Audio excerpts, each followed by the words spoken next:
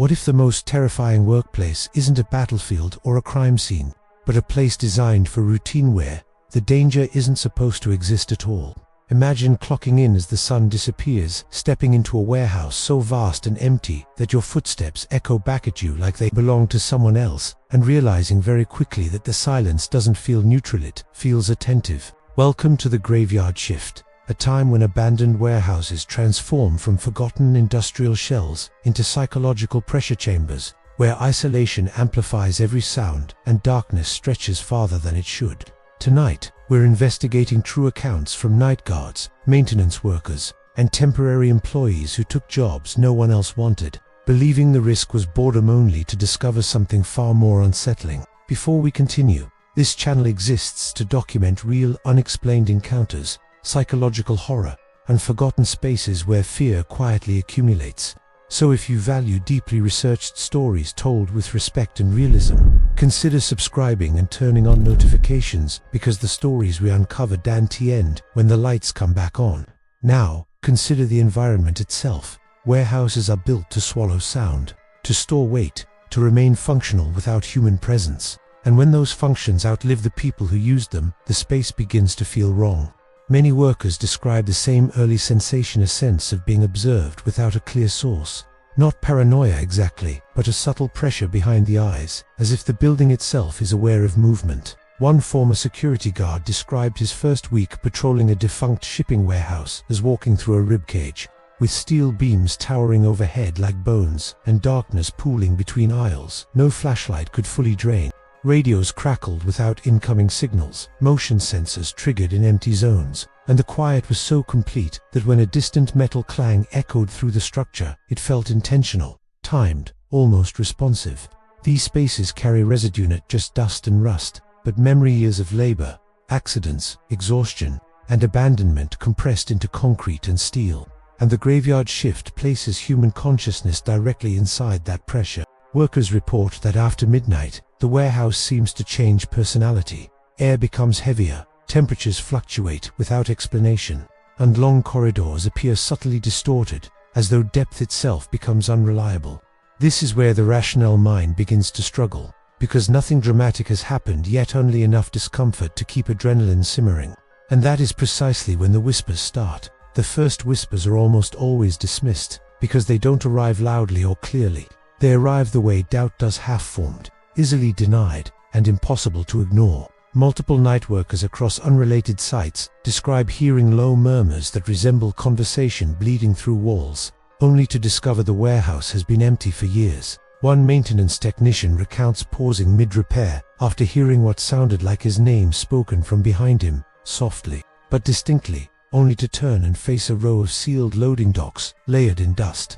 Another guard working a pharmaceutical storage facility reported footsteps, pacing his patrol route minutes after he completed it, matching his stride, stopping when he stopped, resuming when he moved again. These experiences escalate not through intensity, but through repetition, each incident reinforcing the last until coincidence becomes pattern. Shadows play a critical role here, not as dramatic apparitions, but as peripheral distortions, movement at the edge of vision that vanishes the moment it's focused on.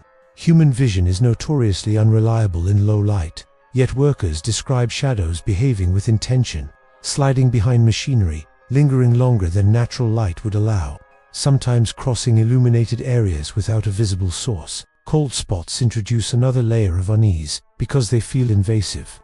Workers describe sudden drops in temperature, localized to specific aisles or rooms.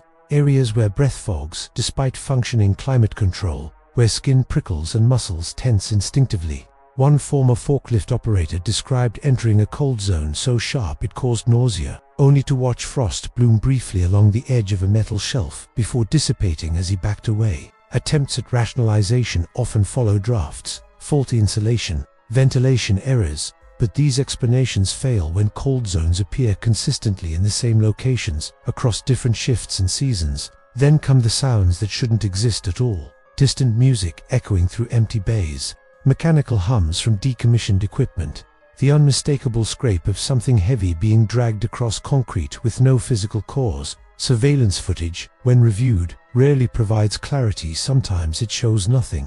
Other times it captures doors swinging open without airflow, objects shifting position between frames, or static interference that coincides precisely with reported incidents. Electronic anomalies are common. Flashlights flicker despite new batteries. Radios emit bursts of static layered with distorted vocal tones. Security monitors reboot spontaneously while displaying brief silhouettes that vanish before resolution. At this stage, fear is no longer theoretical. It becomes procedural. Workers alter patrol routes, avoid certain areas, refuse to work alone, or quit without notice. What's most unsettling is not the presence of something overtly supernatural, but the implication of interaction is, though the warehouse is responding to attention, reacting to human presence, testing boundaries, and once that possibility takes root, the question shifts from "is this real?" to something far more disturbing: why here? The true impact of these experiences doesn't fully surface during the shift, it reveals itself afterward.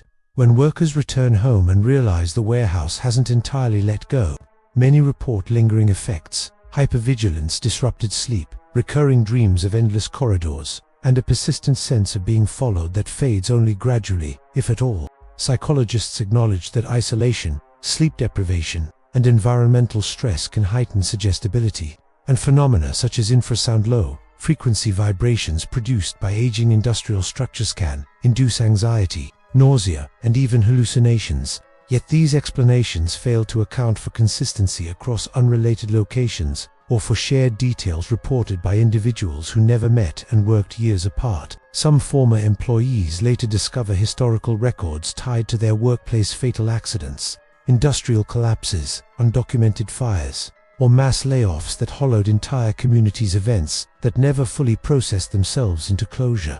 Whether these warehouses are haunted in the traditional sense is ultimately less important than what they represent: spaces built for human function, abandoned without ceremony, left to decay with unresolved energy embedded in their structure. Fear thrives in neglect, and the graveyard shift places human consciousness directly inside neglected environments, where the mind becomes both witness and amplifier. Before we conclude, ask yourself this: if a place absorbs human presence long enough, does it forget how to be empty, or does it simply wait? If you ever worked nights in a place that felt wrong, if you heard something you couldn't explain, or felt watched without reason, your experience matters. Share it in the comments, because patterns only emerge when stories are compared. And if you want more investigations into forgotten spaces, psychological horror, and real unexplained phenomena, subscribe to the channel, because some shifts never truly end, and some places remember everyone who walks through them.